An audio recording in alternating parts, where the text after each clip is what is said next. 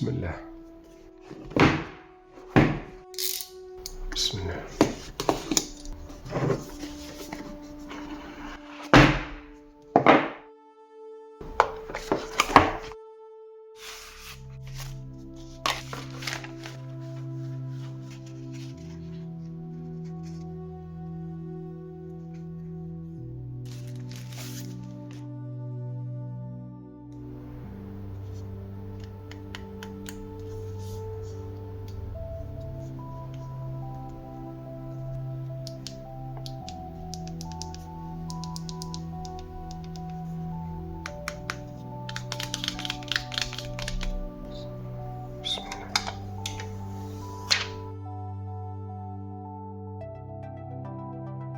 Assalomu alaykum hurmatli gadjetshnavandalari, hurmatli youtuberlar, aka, uka, opa, singillar. Mana smartfon sevadigan xalqim.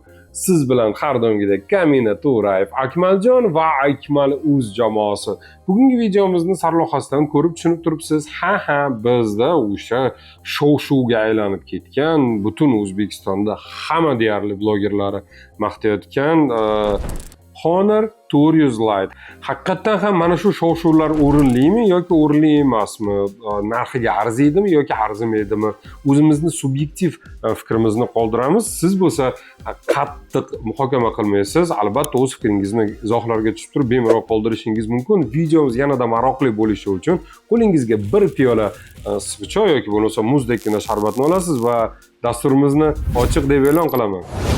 Aziz do'stlar, hammaga qiziq bo'lishi mumkin. Akmal bu telefonni qayerdan arzonroq olsa bo'ladi deb. Har doimgidek original telefonlar mana pastda ko'rsangiz bo'ladi, semichka narxida sotishadi. Bu telefonni 3.200 ga olsangiz bo'ladi. Narxi endi ozgina kursga qarab turib o'zgarishi mumkin bo'ladi.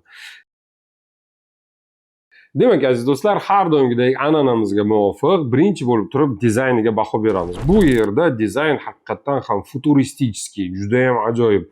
Qo'limga telefonni olganimda haqiqatan mana bu yerdagi ramkalari o'ziga jalb qildi. Birinchi bo'lib mana bu hamma yoqtirgan, menimcha an'anaga kirib qolgan, ko'p kishi biladi, iPhone'da o'g'irlagan, fu deyishingiz mumkin. To'g'risini aytsam, bunday qattiq kritikovat qilishga haqqingiz yo'q. Nimaga? Qimmat telefonlarda bemalol o'sha funksiya arzon telefonlarda ham bo'ladigan bo'lsa, bu juda ham yaxshi deb o'ylayman. Tim bo'lib ularda hech qanday bunga qarshiligi yo'q. Bu knopka orqali ajoyib birdaniga kamerani qo'shishingiz mumkin, video zapis qilishingiz mumkin, rasmga tushirishingiz mumkin bo'ladi.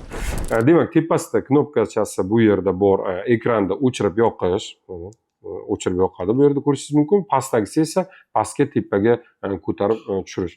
Mani qo'lim rosa bir katta qo'l, qo'limga juda ham ixcham turibdi. Pastga ovozini tepaga ko'targanda ham hech qanday bir qiyinchilikka tug'ilmayapti. Demak, tepasida mikrofoni bor. Mikrofoni pastki qismiga o'tamiz. Bu yerda esa bizda Simlatok rezina bilan mana jihozlangan, ko'rishingiz mumkin. IP65 standarti bo'yicha, chang va suv o'tkazmaslik standarti bo'yicha e'tibor beramiz. Oldida mikrofon teshikchasi bor. Bu yerga simchani joylashtirib qo'ymay mikrofonni lat deb qolishi mumkin. Demak, Type-C simi bu yerda dinamiklar joylashgan. Dinamiklar birdaniga aytib o'taman, bu yerda oddiy stereo emas. Aytaylik, ko'p telefonda bu yerda ham chiqadigan bo'lsa, bu yerda chiqmaydi. Lekin bitta katta plusi bor. Bu ekrani 6-7 dyuymli hajmdagi AMOLED ekran. Mana bu qoshchasiga juda ham zo'r, chiroyli chiqqan. Yorug'ligiga keladigan bo'lsak, 1100 nitni tashkil qiladi. Ko'chada bemalol hech qanday bir qiynalmasdan ekranni ko'rishingiz mumkin bo'ladi. Demak, orqasiga o'tadigan bo'lsak, orqasiga ham alohida mani o'zim shaxsiy fikrim gap yo'q. Matoviy plasmas qilishgan. Matoviy plasmas bu marki, mana qo'lim misol uchun aytaylik, sal kir bo'lsa ham bemalol mana qancha ushlab hozir syomka vaqtida aniq qilyapman, lekin bironta ham iz qolmadi. Gap yo'q. Kameralari esa juda ham bir ajoyib, futuristik bir boshqacha. Asosiy kamerasi bu yerda 108 megapiksel shirokouгольник, pastda esa bu kamera emas, bu spishka. Va bir juda ham bir chiroyli, mana bu yerda xuddi metallga o'xshab ishlatilgan. Ko'raylikchi, o'zi metallmikan? Yo'q, plasmas ekan. Ramkasi ham plasmas ekan. O'zim sinab ko'rdim. Bunday temir bo'lsa, bilasiz, muzdekkina bo'ladi mana. plastmas bo'lishiga qaramasdan haqiqatdan qo'lingizga ushlaganingizda hissda bermaydi-yu, lekin temirda ko'rinishini beradi. Dizayniga keladigan bo'lsak, bu meni o'zimni shaxsiy subyektiv fikrim. 10 balldan 8 ball beraman va bu 3.200.000 ga menimcha a'lo dizayn deb o'ylayman. Ikkinchi raundimiz esa kamera testimiz bo'ladi. Bu xolisona bo'ladi. Siz esa o'z fikringizni izohlarda albatta qoldirasiz. Demak, aziz do'stlar, asosiy kamerasi bu yerda 108 megapiksel, avtostabilizatsiya yo'q. Bu yerda shunchaki sun'iy stabilizatsiya bor. Sun'iy desam to'g'ri bo'ladi, menimcha. Bunisi esa 5 megapikselli keng burchakli kamera, bunisi esa aytganimdek spishka bo'ladi. Demak, oldi kamerasiga keladigan bo'lsak, mana bu yerda oldi kamerasiga keladigan bo'lsak, mana ko'rishimiz mumkin. Juda ham ajoyib. 16 megapikselni tashkil qiladi va hozir xonamiz deyarli qorong'i. Mana bu yerda mana bitta lampamiz bor, keyin orqada bitta lampamiz bor, tepalarda hammasi o'chgan.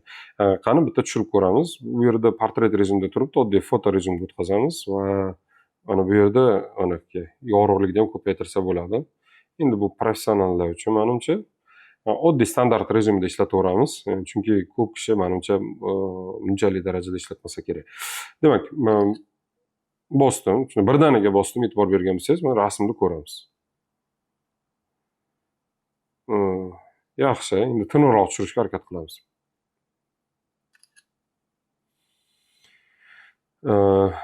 Tiniqroq tushirishga deganimda qo'limni silkitmasdan bunday tushirishga degan nazar tutgandim. Yaxshi, ajoyib, juda ham zo'r. Endi esa portret rejimda ko'ramiz, qani qanday tushiradi.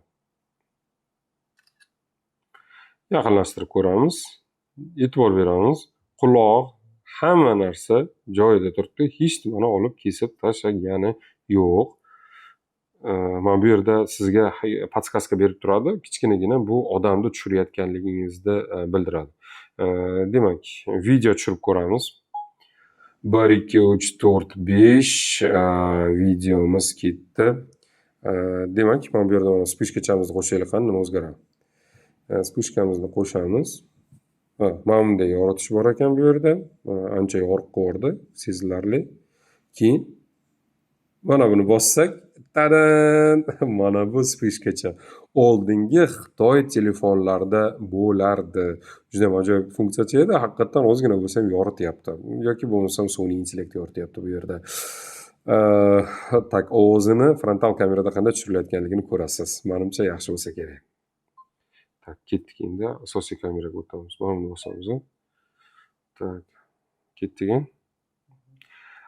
Aziz do'stlar, birdaniga asosiy kameraga o'tamiz. Mana xonamiz haqiqatdan ko'rishingiz mumkin. Mana operatorimiz Realme GT5 Pro'da tushiryaptilar. Bu bizning skladimiz. Xonamiz yetarlicha qorong'i. Bizning ofisimiz. Bolalar o'qishga, bizning joyimiz, bankka, qismda shoh jimgina o'tiribdilar. Bu esa bizning har doimgidek mototsiklimiz. Stabilizatsiyani endi o'zingiz bir baholab ko'rishingiz mumkin. To'g'risini aytsam, bu yerda hech qanday avtostabilizatsiya yo'q. Bu yerda shunchaki oddiy apparatni stabilizatsiya bor, o'sha narsa tekislayapti. Hozir videosini mana bir ko'rib ko'ramiz. Qani operatorimiz Realme GT5 Pro'da tushiryaptilar. Bizning skladimiz, xonamiz yetarlicha qorong'i. Bizning ofisimiz, bolalar o'qishga, bizning joyimiz, bankka, qismda shoh jimgina o'tiribdilar. Bu esa bizning har doimgidek mototsiklimiz. Stabilizatsiyani endi o'zingiz bir video tushirishda hozir mana videoni ko'rdim. To'g'risini aytaman, stabilizatsiyaga 0. Boshim og'rib qoldi. Haqiqatan juda ham silkitib tashlayapti. Agar gapim to'g'ri bo'lsa, izohlarda o'z fikringizni qoldiring, lekin to'g'risini aytaman, menga yoqmadi. O'sha sal bunday bir tekislasa ham bo'lardi. Undan oldingi Samsunglarda agar eslasangiz, qaniydir sun'iy bir tekislab chiroyli qilib yuborardi. Endi oddiy 1080 razрешение tushirgandik, kattaroq razрешениyani olib ko'ramiz. Bu yerda 30 fps ko'tarilmayapti, 720 bor ekan, 1080 bor ekan. Kattaroq qilmoqchi bo'lsam, yo'q ekan. Eng kattasi bizda 1080p Full HD ekan, chistota kadr esa 30 fps ni tashkil qiladi. Demak, oldingidek yugurib yotish shart emas, уже tushunarli. Video syomkada ancha pand yeb qo'yar ekan. Tak, ketdik. Endi esa hamma qiziqqan o'sha sun'iy intellekt rasmlarda qanday ishlashini hozir birgalikda ko'ramiz. Demak, aziz do'stlar, mana bu yerda mana 0.6 qilsa bo'ladi. Shirokouгольник mana qo'shildi, lekin odamlar xuddi turbani ichida bo'lib qolganday bo'ldi. Keyin bir bor, birda уже нормальный va mana bunday qilib mana buni tushiramiz. Hozir nima ekan, qani o'qib ko'ramiz. Bo'ladimi, bo'lmaydimi? Yaqinlashtiramiz. Yaqinlashtirsa hech nima deyarli yozuv ko'rinmayapti. Qaytamiz. Sozlamalarga kirib turib, bu yerda biz oxirgi tarafiga agar o'tib turib, bu yerda 108 megapikselni qo'shishga harakat qilamiz. Bu uchun siz eshak o'tasiz. Mana bu yerda Hig restda mana bosadigan bo'lsangiz, detalizatsiyalari kuchayadi mana.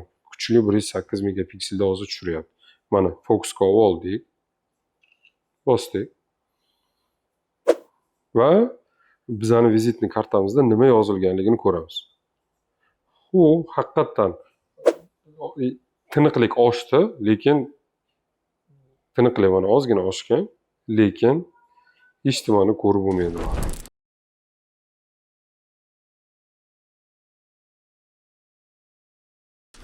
Demak, mana bu yerda mana biz hozir sun'iy intellektni ishlatamiz. Unda rasm tushiramiz. Bakalda qo'ydik, e'tibor bergan bo'lsangiz va AI ni qo'shamiz. Mana AI redaktor. Bu yerda обрезка. Mana AI elastic разрешить bosamizda birinchi marta ishlatyapman. Mana bunda belgilaymiz. Tak. Mana bunday qilib belgilaymiz. Ana hozir bakalda ko'ramiz. Internet yoniq bo'lishi kerak. Mana bakalligini bildi, belgilayapti. Olib tashladi. Lekin baribir dumi qoldi. Mana bu yerda qoraroq qandaydir narsa qolib ketdi. To'liq baribir sun'iy intellekt to'g'ri ishlaydi. Shahzod, vaqt ketadi jigarim. Ko'rdingiz? Tak, bo'ldi, shunday tur. Ya bo'ldi, yuzingni tushirmaymiz. Tak. Demak, mana shogirdimizni tushiramiz. Mana tushirdik. Endi buni hozir sekingina yana bunday qilib AI redaktorni bosamiz va AI elastic ishlatamizda shu bolani bunday qilib sekin olib tashlaymiz. Qani? Tak. Bu yerda foizlar ketyapti. Olib tashladi, to'g'ri, lekin o'ziga yarasha ozgina kamchiligi bor. Mana bu yerda eshik yo'q, eshik bor qilib qo'ydi. Shahzod, rahmat jigarim senga. Tak. Endi esa tashqariga chiqamiz. Tak. Qani, oldi videoni ko'ramiz, qanchalik darajada chiroyli tushirgan. Mana oldi kamerasiga sekingina syomka qilamiz. Pushkachasi qo'shildi. Biz qo'shganimiz uchun pushkani o'chirib qo'yamiz. Oldi ham bo'ladi. Kamerasi to'g'risini aytsam endi puliga yarasha. Tovushlari ham tiniq. Qaltirash bor albatta. Переход zo'r bo'lyapti. Yorug'likdan qorong'ilikka ko'rishingiz mumkin. Tak, bitta rasmga tushamiz. Frontal kameraga. Tak. Ko'chamiz yorug' bo'lgan hisobiga rasm juda ham ajoyib chiqdi. Endi esa portret rejimni qo'shamiz.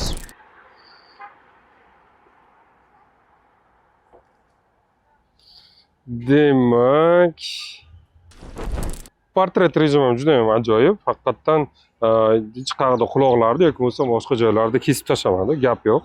Ko'rishingiz mumkin o'zingiz ham. Endi oldi kamera bo'ldi, asosiy kameraga o'tamiz. Asosiy kamera har doimgidek mana soat bosdik, yaqinlashtiramiz, o'ziga yarasha. Bu yerda yana qarang, mana ko'chaga chiqqanligimizni hisobiga operator qarangda. Mana bu yerda hozir mana yo'q bo'lib qoldi. Mana bu yerda mana neba deyapti, osmon deyapti. O'zi sun'iy intellekt aytadi. Nima u? Mashinami yuz tushiryapsizmi, nima tushiryapsiz? Bu yerda shu aytadi. Mana yeshoga qo'yamizda, HRSga qo'yamiz. Maksimal kачествоda tushirishi uchun. Mana maksimal kачествоda tushirdi. Maksimal kачествоda yaqinlashtirsak, yaqinlashtirganimizda tiniqlik ancha oshdi. Demak, endi esa sifrovoy zoomini ishlatamiz. Sifrovoy zoomini bunday qilib ishlatamiz. Mana bu yerda 10x bor. Bu sun'iy bu ham haqiqiy emas, haqiqatdan yaqinlashtirmaydi. Mana bunday qilib rasmga tushiramiz. Shu olayotibdi. O, mashalloh, qarang, shu olayotgan narsani e'tibor berdingizmi? Juda ham tiniq qilib qo'ydi. Sun'iy intellekt ajoyib ishlayapti.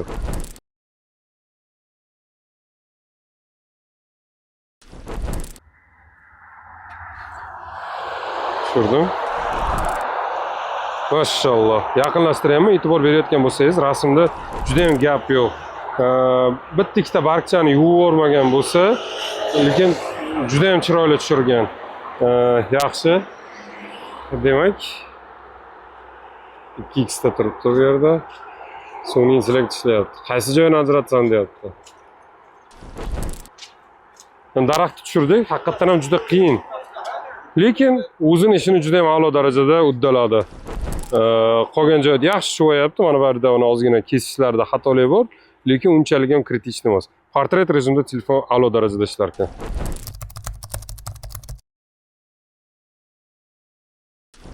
Aziz do'stlar, rasmlarni ko'rdingiz, qanday tushirganimni, qanday ishlatganimni, to'g'risini aytsam, unchalik ham a'lo darajada emas. Videoga keladigan bo'lsak, menga deyarli umuman yoqmadi.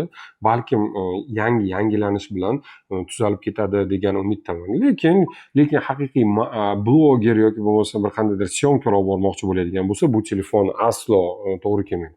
Rasm tushirishga keladigan bo'lsa, rasmi menga yoqdi. Haqiqatan ham sun'iy intellekt a'lo darajada ishlayapti. U uzoqda turgan kurantimizda shunday yaqin birinchi shuvab turib ko'rsatyapti-da, bitta bosganingizdan keyin shunday tiniqlab sun'iy intellekt har bitta soatda daqiqalarini tekislab turib juda ham chiroyli, ajoyib ko'rsatyapti. Rasmi yoqdi. Daraxtimizni ham chiroyli tushirdi, gulimizni ham chiroyli tushirdi. Xullas 10 balldan kamerasiga keladigan bo'lsak, 5 ball. Agar noto'g'ri bo'lsa, izohga tushirib o'z fikringizni yozing. Yo'q, Akmal 5 emas, 8, 9 deyishingiz ham mumkin. Lekin 10 balldan 5 ball. Menimcha adolatli bo'ldi. Va nihoyat oxirgi 3-raundimiz. 3-raundimizga keladigan bo'lsak, bu yerda biz har doim kuchini sinaymiz. Oddiy vazifalar bilan bu juda ham o'zini bir a'lo darajada deyarli ko'rsatdi. Sal qotish bor. Kamerani qo'shganda ozgina tit qilib turib o'ylanib qo'shiladi. Endi bu menimcha qanaydir yangilanishdan keyin tuzalib ketadi degan umiddaman. Protsessor deyarli yomon emas. Dimensity 7025 protsessor xuddi shunaqa protsessor bilan Redmi Note 14 5G telefoni tanlangan. Bu yerda bu protsessor aynan 5G ni qo'llab-quvvatlaydi. Tezligini hali agar haqiqatan sizga shu kerak bo'ladigan bo'lsa, siz izohlarga tushib Akmal aka, mana kuchini sinab ko'ring, aytaylik Redmi Note 14 bilan, chunki narxi naqd 2.200.000 parametrga kiradigan bo'lsak, deyarli bir xil bo'lyapti. Ma'lumot o'rnida hammaga aytib o'taman. Mana bu yerda mana Nano Review degan sayt bor. Agar sizga qiziq bo'ladigan bo'lsa, men o'zim sizga o'qib ozgina mana bu yerda mana kompyuterdan tarjima qilib berishim mumkin bo'ladi. Juda ham ajoyib sayt. Mana bu yerda Nano Review bo'ladigan bo'lsa, siz mana smartfonni bosasiz. Mana bu yerda sizga o'zingizga kerak bo'lgan telefonni tanlaysiz yoki yozasiz va o'sha bilan mana sravnit, solishtirish tugmasini bosasiz. Bu yerda sizga ko'rsatadi. Bizga esa bitta protsessorda ikkalasi ham ishlaydi. Xiaomi Redmi Note 14 5G Honor 400 Lite'ga qarshi. Mana bu yerda yozyapti. Nima uchun aynan Redmi Note 14 5G ni tanlash kerak deyapti. Birinchisi, men boyni haliginda bergan zametkam, stabilizatsiya izobrazeniya. Bu yerda aytyapti, haqiqatan izobrazeniya. Tasvirda stabilizatsiyasi yo'q. Redmi Note 14 5G da stabilizatsiya juda ham zo'r. Tak, ikkinchi tarafi deyapti, наличие слота для карты памяти microSD. microSD qo'ysangiz bo'ladi deyapti. Bunda boshida men sizga aytgandim, microSD qo'yib bo'lmaydi, faqat ikkita sim karta qo'yib bo'ladi. Redmi Note 14 da esa 1 terabaytgacha qo'ysangiz bo'ladi. Asosiy farqlarni aytyapti. Keyin bu yerda поддержка более мощную зарядку, quvvatlash haqiqatan. Redmi Note 14 5G da 45 watt quvvatlargacha. Bu yerda esa 35 wattni tashkil qiladi. Keyin funksiya reversivniy zaryadka. Reversivniy zaryadka bilaman, ko'p kishi ishlatmaydi. Agar do'stingiz zaryadda o'tirib qolgan bo'lsa, siz unga zaryad berasiz, u oladi. Bu yerda aytmoqchi, NFC bor, bu juda gap yo'q bunga. Keyingisi поддержка texnologiya Dolby Atmos. Buni ham aytib o'tdim. Bu Redmi Note 14 5G da stereo dinamik, pastdan ham tepadan ham chiqadigan bo'lsa, bunda esa faqat bir tarafda chiqadi, mono chiqadi. Dolby Atmos o'zi shu объемный звук qilib chiqarib beradi. Keyin 3,5 mm jack. Ko'p kishi hali ham o'sha naushnikda eshitishni xohlaydi. Redmi Note 14 5G da bor, bunda esa yo'q. Shunaqa farqi. Наличие infrakrasnoy porti Redmi ni hamma shu uchun yaxshi ko'rsa kerak. Men o'zim ham foydalanaman. Infrakrasnoy porti bor. Bunda o'tirib tik bosib, uyingizdagi televizoringizda yoki bo'lmasa konditsioneringizda pultni qidirayotmasdan tartib bosib saqlab qo'yasiz, bemalol qo'shib o'chirishingiz mumkin bo'ladi. Endi aytyaptim, Honor Tourist Lite'ni nima uchun tanlaysiz deyapti. Защита корпуса от воды по стандарту IP65. 65 chang va suv himoyasida 65 IP standarti bilan joylashgan deyapti. Endi to'g'risini aytsam, menimcha hech kim suvga tiqmasa kerak. Endi faqat yosh bolasi borlar bunday bir telefonda bunday shimib o'qimasa, lekin suvga hali-ularga tushib ketmaydi. Показывает 10% Antutu'da ko'proq ishlab chiqarishni kuchliroq demoqchi. Bilmadim, haqiqatan yaxshi bo'lishi mumkin. Benchmarkda esa 33%. Albatta bularni hammasini sotib olsa bo'ladi. Lekin softga ham ko'p narsa bog'liq. Bu yerda Harman oilasida bu juda ham ajoyib soft haqiqatan. Men Realme GT 5 Pro ishlataman. Juda ham intellektual, tushunarli, menyularga agar kirib qaraydigan bo'lsangiz, ruscha tarjimalari ham chiroyli qilingan, bironta joyda xitoycha yoki bo'lmasam boshqa yozuvlar qolib ketmagan. Aynan menyusi tepadagi mana shtorkalarni agar tushirib ko'radigan bo'lsa, bu yerda iPhone 9nikiga o'xshab ketadi. A'lo darajada ishlangan. Redmi da esa ichidagi o'sha aytaylik Windows programmasi dasturi unchalik ham yaxshi emas. Bu yerda esa juda ham bir chiroyli melichlargacha qilib ko'rsatgan. Hattoki mana bu yerda mana ko'rishingiz mumkin, kolonkani oxirigacha baland qiladigan bo'lsa qizil bo'lib qolyapti. Bu ogohlantiryapti. Ey, tipa yomon deyapti. Shunaqa. Demak, keyingisi Android yangi, haqiqatan Redmi Note 14 5G da Android 14, bu yerda esa 15 va yangilanishi ancha vaqt kelib turadi. Keyingisi esa 7 oy yangi chiqqan deyapti bu telefonni va 29 grammga yengilroq deyapti buni. Haqiqatda chexolini taqqanimdan keyin nafis qo'lda turibdi. Bunday do'ppayib turgani yo'q, boshqa narsa bo'lgani yo'q. Haqiqatdan yengillikni qo'lda turishi juda ham qulay. Keyin yana bitta bu yerda yaxshi tarafi bor ekan. eSIM, asosiy farqi eSIM bu yerda bor. Asosiy farqlari mana shulardan iborat. Agar o'ziga yana kerak bo'ladigan bo'lsa, bemalol kirib turib yana ko'rsangiz bo'ladi. Ekranga keladigan bo'lsa, ekrani bir xil 88 ball olyapti. Kameraga keladigan bo'lsa, kamerada ham haqiqatdan mana bu yerda Redmi Note 14 5G 63 ball olgan, bu yerda esa 59 ball olgan. O'yinlarga keladigan bo'lsa, 2 ball, 21 ball bilan Tourist Lite yutyapti. Note 5G esa 19 ball.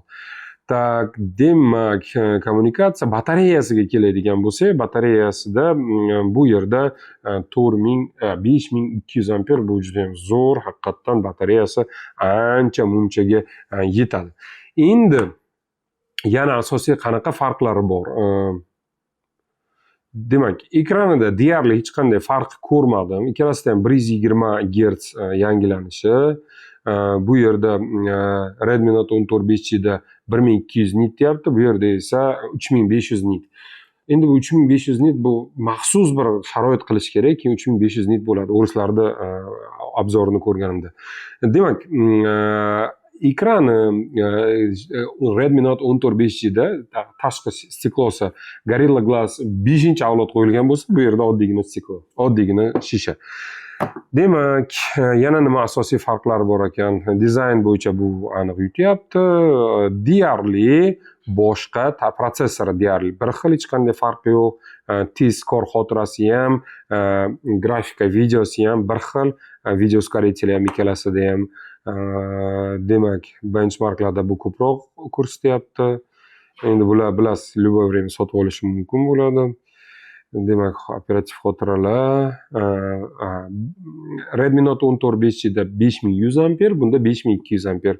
Deyarli hech qancha farqi. Zato zaryadchika Redmi Note 14 5G'da 45 watt, bunda esa 35 watt. Endi bunga aytishlariga qaraganda, men o'zim sinaganim yo'q, blogerlarda 50% gacha 35 wattli quvvatlagich bilan naqd 30 minutda quvvatlaydi.